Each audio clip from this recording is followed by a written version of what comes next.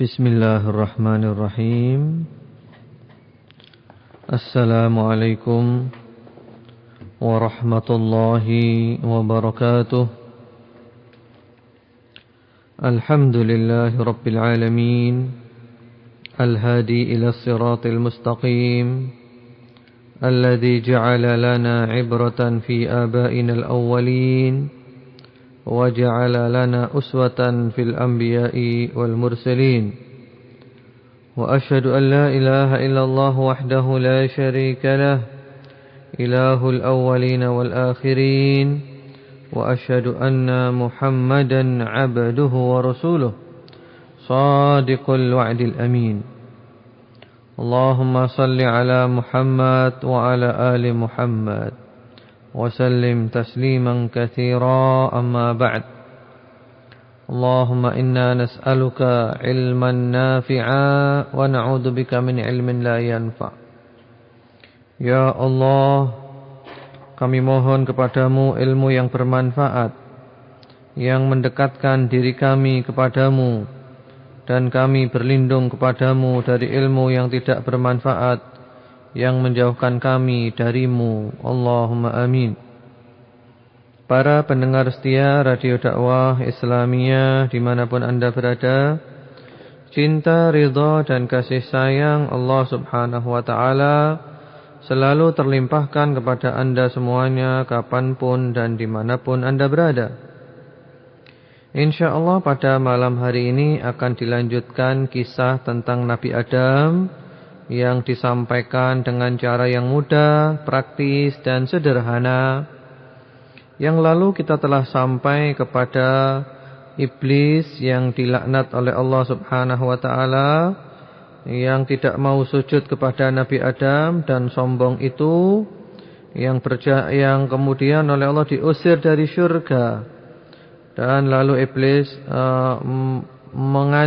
meminta kepada Allah, bersumpah akan menggoda anak cucu Nabi Adam semuanya kecuali orang-orang yang ikhlas. InsyaAllah pada malam hari ini kita melanjutkan mulai dari penciptaan Ibunda Hawa dulu. Dan nanti juga ada tentang kisah Qabil dan Habil. Kalau boleh juga saya ingin mengulang sedikit tentang ayat-ayat Al-Quran yang memuat kisah Nabi Adam, Ibunda Hawa serta Qabil dan Habil. Yang lalu sudah disebutkan, tapi sekarang diulang lagi tidak apa-apa. Mungkin ada yang belum mencatatnya, silakan dicatat saja. Tentang penciptaan Nabi Adam dan kisah Nabi Adam, Ibunda Hawa, Qabil dan Habil, itu diantaranya oleh Allah subhanahu wa ta'ala disebutkan di dalam surat Al-Baqarah ayat 30 sampai 39. Surat Ali Imran ayat 59, Surat An-Nisa ayat 1, Surat Al-Hujurat ayat 13, Surat Al-A'raf ayat 189, Surat Al-A'raf pula ayat 11 sampai 15, Surat Taha ayat 55, Surat Al-Hijr ayat 26 sampai 44, Surat Al-Isra ayat 61 sampai 65, Suratul Kahf, Surat Al-Kahfi ayat 50, Surat Taha ayat 115 sampai 126, Surat Shad ayat 67 sampai 88. Kemudian juga Surat Al-An'am 165. Dan mengenai kisah Qabil Habil itu ada di dalam Al-Quran di Surat Al-Ma'idah 27 sampai 31. Itu di antara ayat-ayat Allah Subhanahu wa taala yang memuat kisah Nabi Adam, Ibunda Hawa dan juga Qabil dan Habil. Ya, mudah-mudahan kisah ini bermanfaat untuk kita semuanya dan menjadi cerita alternatif untuk anak-anak terutama. Karena itu bagi para pendidik, bagi para ibu, para bapak, sangat penting untuk mengetahui kisah-kisah ini untuk disampaikan kepada anak-anak atau anak didik semuanya, sehingga mereka mendapatkan kisah-kisah yang bermanfaat insyaallah. Para pendengar setia Radio Dakwah Islamiyah dimanapun Anda berada, cinta, ridha dan kasih sayang Allah Subhanahu wa taala terlimpahkan kepada Anda semuanya, terutama kepada adik-adikku dan anak-anakku yang aku cintai dan kusayangi. Setelah Allah Subhanahu wa taala mengusir iblis dari rahmatnya, mengutuk iblis, melaknat iblis itu, Allah Subhanahu wa taala menciptakan untuk Nabi Adam seorang istri namanya Hawa. Allah Subhanahu wa taala menciptakan ibunda Hawa ini dari tulang rusuk Nabi Adam. Ketika itu Nabi Adam sedang tertidur. Kemudian ketika terbangun, beliau mendapatkan ada seorang perempuan di sampingnya. Lalu Nabi Adam bertanya kepada perempuan itu, "Lima khuliqti?" Untuk apa kamu diciptakan? Kemudian perempuan itu menjawab, "Litaskuna ilayya," supaya kamu mendapat kedamaian kepadaku. Lalu para malaikat mengatakan kepada Nabi Adam, bertanya, "Masmuha?" Wahai Adam, siapa namanya? Qala Hawa. Nabi Adam menjawab, namanya Hawa. Nabi Adam tahu namanya karena Nabi Adam telah diberitahu tentang nama-nama segala sesuatu oleh Allah Subhanahu wa taala. Lalu Nabi Adam malaikat bertanya lagi kepada Nabi Adam, "Walima kanat Hawa?" Kenapa dinamakan Hawa? Kata Nabi Adam, "Li'annaha khuliqat min syai'in hayy," karena dia diciptakan dari sesuatu yang hidup. Di sini kita bisa melihat tentang asal mula penciptaan manusia. Mula-mula Nabi Adam yang diciptakan dari tanah dengan kedua tangan Allah Subhanahu wa taala yang maha mulia.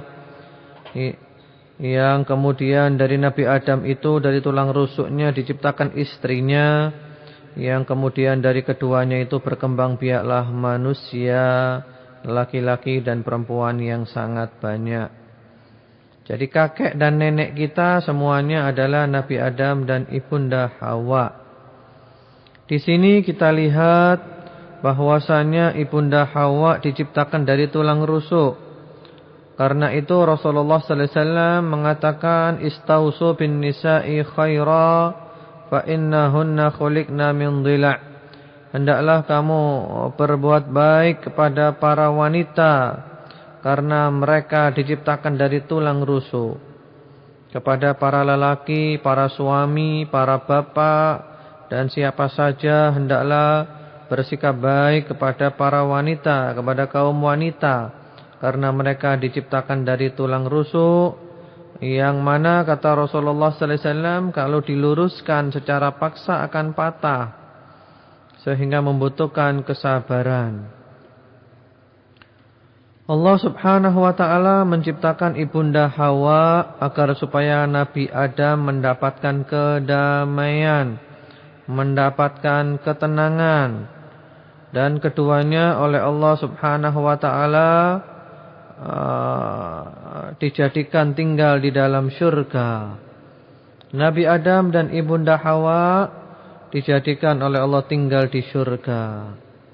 Dan Allah mengatakan kepada keduanya, "Wa ya Adam uskun anta wa zaujukal jannah wa kula minha ragadan haitsu syi'tuma wa la taqraba hadhihi syajarata fatakuna minadh dhalimin." Hai Adam, kamu dan istrimu silakan tinggal di syurga kamu boleh makan apa saja di surga ini yang kamu suka, silakan, semuanya boleh, semuanya halal. Cuman satu yang tidak boleh, ini pohon ini jangan kamu dekati. Pohon ini jangan kamu dekati. Karena kalau kamu mendekati pohon ini, kamu termasuk orang yang dolim. Ya, hati-hati dari was-was setan, dari godaan setan untuk menipu kamu berdua supaya memakan daripadanya. Karena setan itu adalah musuhmu.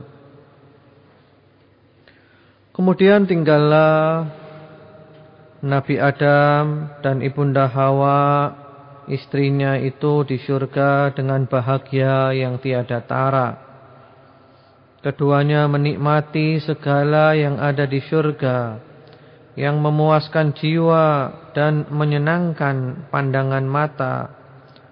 Oh, alangkah indahnya surga itu. Oh, alangkah bahagianya berada di dalam surga.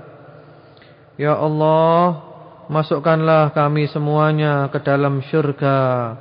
Jadikanlah kami semuanya termasuk ahli syurga. Allahumma amin. Para pendengar setia Radio Dakwah Islamiyah dimanapun Anda berada, semoga cinta, ridha dan kasih sayang Allah subhanahu wa ta'ala terlimpahkan kepada Anda semuanya, kapanpun dan dimanapun Anda berada. Terutama kepada adik-adikku dan anak-anakku yang kucintai dan kusayangi. Ingat selalu bahwa tempat kita adalah di surga. Tempat kita dahulu adalah di surga. Kakek kita dan nenek kita, Nabi Adam dan Ibunda Hawa di surga. Jadi kita harus kembali ke sana nanti, yaitu kita harus banyak-banyak beramal soleh supaya kita kembali ke tempat kita semula di surga itu. Surga yang penuh dengan keindahan dan berbagai macam kemewahan yang halal. Lalu ketika Nabi Adam sedang bersenang-senang di surga bersama istrinya, tiba-tiba iblis yang jahat itu iri, dengki, marah. Dia iri, dia dengki, dia marah karena dia tidak bisa merasakan kenikmatan surga. Sementara dia melihat Nabi Adam dan istrinya Ibunda Hawa bernikmat-nikmat, berlezat-lezat, bermewah-mewah di surga. Akhirnya iblis yang dilaknat itu mempunyai rencana buruk, rencana jahat. Karena memang semula dia telah berencana dan berjanji untuk menyesatkan manusia semuanya. Mulailah rencana itu dilaksanakan. Dia memberikan was-was kepada Nabi Adam dan Ibunda Hawa agar supaya memakan dari pohon yang dilarang itu. Kemudian iblis yang penipu itu menampakkan seakan-akan dia adalah pemberi nasihat, seakan-akan dia menginginkan kebaikan untuk Nabi Adam dan Ibunda Hawa. Dan terus berusaha untuk menjerumuskan keduanya ke dalam kemaksiatan, sehingga keduanya diusir sebagaimana dia iblis telah diusir oleh Allah subhanahu wa ta'ala. Iblis terus memberikan was-was, bisikan-bisikan kepada keduanya, kepada Nabi Adam dan Ibunda Hawa. Seraya bersumpah-sumpah menyebut nama Allah, bahwa pohon itu adalah pohon kekal, syajaratul khuld, pohon kekal. Kalau kamu makan dari pohon itu, kamu akan kekal di surga selama-lamanya. Kamu akan merasakan kenikmatan yang luar biasa, bahagia yang tiada tara, tanpa batas, tanpa berhenti. Terus dia bersumpah iblis dengan nama Allah. Dia seakan-akan menunjukkan pemberi nasihat yang terbaik. Dia mengatakan bahwa dia jujur. Akhirnya ternyata Nabi Adam tertipu juga oleh iblis itu. Karena Nabi Adam tidak menyangka ada orang yang bersumpah membawa nama Allah tapi bohong. Nabi Adam enggak pernah membayangkan itu, enggak pernah menyangka itu. Akhirnya Nabi Adam percaya kepada iblis, dia lalai dari perintah Allah Subhanahu wa taala. Akhirnya Nabi Adam dan istrinya memakan dari pohon yang dilarang itu. Subhanallah. Inilah godaan. Inilah godaan. Pertikaian antara yang hak dan yang batil selalu terjadi sampai hari kiamat. Begitu Nabi Adam dan istrinya Ibunda Hawa memakan dari pohon itu, langsung terlepas pakaiannya semuanya, sehingga tersingkap aurat keduanya. Lalu keduanya, Nabi Adam dan Ibunda Hawa malu. Lalu keduanya bersembunyi di balik daun-daun pohon yang ada, supaya tidak kelihatan auratnya. Lalu Allah mengatakan, Alam anhakuma antilkuma syajarah wa aqul lakuma inna syaitana lakuma aduwwum mubin. Bukankah aku telah melarang kamu berdua dari pohon itu, dan aku telah mengatakan kepada kamu berdua bahwa syaitan itu adalah musuh yang nyata bagi kamu berdua. Allah mengingatkan. Saat itu Nabi Adam dan istrinya Ibunda Hawa menyadari bahwa keduanya telah berbuat kesalahan, bahwa keduanya telah berbuat aniaya terhadap dirinya sendiri. Lalu keduanya pun menyesal atas kesalahan yang telah diperbuatnya.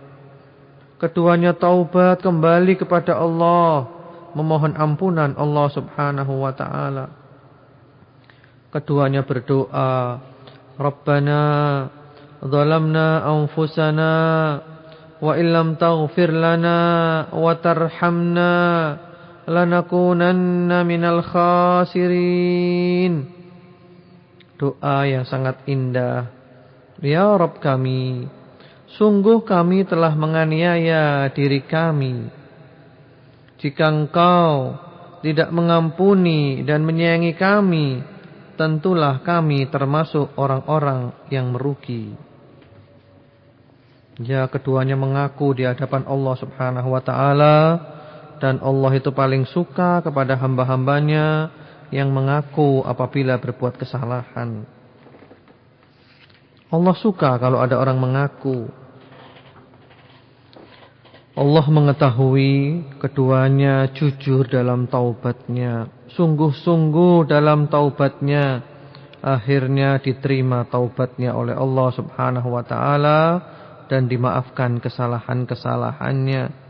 Karena Allah adalah Maha Mulia, Maha Dermawan, Maha Baik, Maha Pengampun, Maha Penyayang, menerima taubat orang-orang yang bersalah, yang taubat menyesal kembali kepadanya. Allah sangat indah. Karena itu, kalau ada orang yang berbuat salah, berbuat dosa, jangan putus asa dari rahmat Allah Subhanahu wa taala. Taubatlah, kembalilah kepada Allah, dan Allah menerima taubat hamba-hambanya. Allah sangat senang menerima taubat hambanya, melebihi senangnya orang yang kehilangan barang-barangnya, lalu barang-barang itu ketemu kembali. Doa yang sangat indah ketika orang bertaubat adalah mengucapkan, Rabbana dhalamna anfusana wa illam taghfir lana wa tarhamna lanakunanna minal khasirin. Yang itu disebutkan di dalam surat Al-A'raf. Sangat indah mengaku di hadapan Allah. Allah suka dengan hamba-hambanya yang mengaku di hadapannya, mengaku berbuat dosa, mengaku berbuat salah, lalu dia taubat kembali kepada Allah Subhanahu wa taala. Setelah diterima taubatnya oleh Allah, Nabi Adam senang, Ibunda Hawa juga senang. dan keduanya berharap agar supaya Allah menjadikan keduanya tetap kekal di syurga. Tapi ternyata Allah mengatakan, ihbitu, turunlah kamu ke bumi. Ba'dukum li ba'din adu, sebagian kamu menjadi musuh atas sebagian yang lain. Walakum fil ardi mustaqarrun wa mata'un ilahin. Karena memang Allah telah menentukan bumi sebagai tempat tinggal sampai batas waktu yang telah ditentukan oleh Allah Subhanahu wa taala.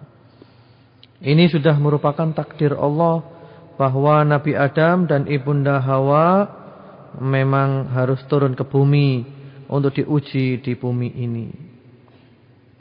Kemudian Allah juga menyebutkan bahwa sebagian dari kita menjadi musuh atas sebagian yang lain.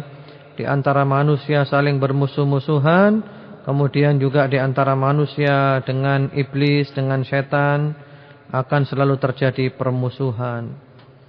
Pertentangan antara yang hak dan yang batil selalu ada sampai hari kiamat.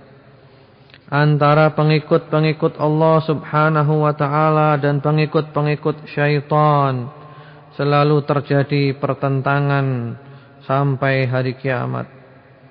Orang yang mengikuti petunjuk Allah dan berjalan di atas jalan Allah, dia sampai berjumpa dengan Allah, maka dia bahagia di dunia dan di akhirat.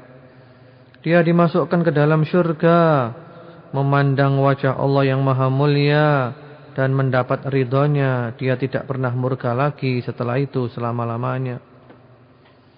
Adapun orang yang mengikuti jalan di antara jalan-jalan syaitan dan dia terus-menerus berada di jalan kerusakan itu, maka dia mendapatkan murka dan marah dari Allah Subhanahu wa ta'ala. Tempatnya adalah neraka. Dia dibakar di sana. Wala haula wala quwwata illa billah. Tiada daya upaya dan tiada kekuatan kecuali dengan pertolongan Allah Subhanahu wa ta'ala. Akhirnya Nabi Adam dan Ibunda Hawa benar-benar diturunkan dari surga ke bumi. Dan inilah memang yang telah dijanjikan oleh Allah Subhanahu wa ta'ala, bahwa Nabi Adam dan Ibunda Hawa akan mengisi bumi, menjadi khalifah di muka bumi, generasi yang memakmurkan bumi beserta anak cucunya. Inilah yang dikatakan oleh Allah kepada malaikat, inni a'lamu ma la ta'lamun. Aku maha tahu apa yang kamu tidak tahu. Karena malaikat mengatakan bahwa manusia itu akan membuat kerusakan di muka bumi dan menumpahkan darah. Tapi Allah maha tahu. Banyak juga manusia-manusia yang baik. Ada nabi, ada rasul, ada siddiqin, syuhada, salihin, ada orang jujur, ada aulia Allah, dan banyak. Manusia yang baik juga banyak. Keduanya turun ke bumi untuk memakmurkan bumi dengan keadilan dan kebenaran. Allah Subhanahu wa ta'ala berkehendak Ibunda Hawa untuk hamil di perutnya. Dan saat itu kalau orang hamil dan melahirkan itu kembar, laki dan perempuan. Selalu kembar laki dan perempuan. Yang pertama kali Ibunda Hawa melahirkan Qabil beserta saudara perempuannya. Lalu yang kedua kali Ibunda Hawa melahirkan Habil beserta saudara perempuannya. Anak-anak itu dididik, ditarbiyah oleh kedua orang tuanya dengan penuh cinta dan kasih sayang, sehingga mereka saling cinta, saling sayang, dan mereka benar-benar bersaudara. Setelah anak-anak itu besar, setelah saatnya menikah, Allah Subhanahu wa ta'ala memerintahkan kepada Nabi Adam untuk mengawinkan saudara kembar dari Qabil yang perempuan itu untuk menikah dengan Habil. Sementara saudara kembar Habil yang perempuan itu untuk menikah dengan Qabil. Jadi kawin silang. Qabil punya saudara perempuan yang kembar, Habil punya saudara perempuan yang kembar, kawinnya silang. Saudara kembarnya Qabil dikawinkan dengan Habil, saudara kembarnya Habil dikawinkan dengan Qabil. Tapi ternyata Qabil tidak mau. Qabil tidak mau. Kenapa? Karena saudara perempuan kembarnya Qabil itu, saudara kembarnya itu lebih cantik daripada saudara kembarnya Habil. Enggak mau. Akhirnya terjadi pertentangan di antara dua saudara itu, antara Qabil dan Habil. Nabi Adam khawatir akan terjadi keburukan yang tidak disukai oleh Allah Subhanahu wa taala. Nabi Adam terus berpikir, merenung, solusi terbaik memecahkan masalah ini adalah bagaimana. Sampai akhirnya Allah memberikan petunjuk kepada Nabi Adam, yaitu kepada solusi yang terbaik dan paling adil di antara dua saudara yang bertikai itu. Agar supaya Qabil dan Habil masing-masing mempersembahkan kurban untuk Allah Subhanahu wa taala. Siapa yang kurbannya diterima oleh Allah, maka dia boleh memilih istri yang dia inginkan, silahkan. Akhirnya Qabil mengorbankan hasil perkebunannya. Dan juga Habil mengorbankan salah satu dari binatang ternaknya yang paling indah yang dikorbankan. Lalu keduanya menunggu, menanti. Karena zaman dulu itu kurban ya enggak diberikan siapa-siapa. Karena zaman dulu kan enggak ada siapa-siapa. Jadi kurban itu ditaruh satu tempat, lalu kemudian datang api dari langit. Yang kena api itu berarti diterima oleh Allah Subhanahu wa taala. Ya, karena enggak ada yang diberi zaman dulu. Mau sedekah kepada siapa enggak ada. Sambil menunggu siapa yang kurbannya diterima oleh Allah Subhanahu wa taala, ternyata dalam waktu yang singkat sudah tampak hasilnya. Yang diterima adalah kurban dari Habil, sementara kurban dari Qabil tidak diterima oleh Allah Subhanahu wa taala. Karena Allah Maha tahu siapa yang baik dan siapa yang tidak baik. Qabil marah. Qabil marah dengan kemarahan yang sangat. Bagaimana mungkin Allah menerima kurban dari Habil, sementara Allah tidak menerima kurban dari dia? Lalu Habil mengatakan, innama yataqabbalullahu minal muttaqin.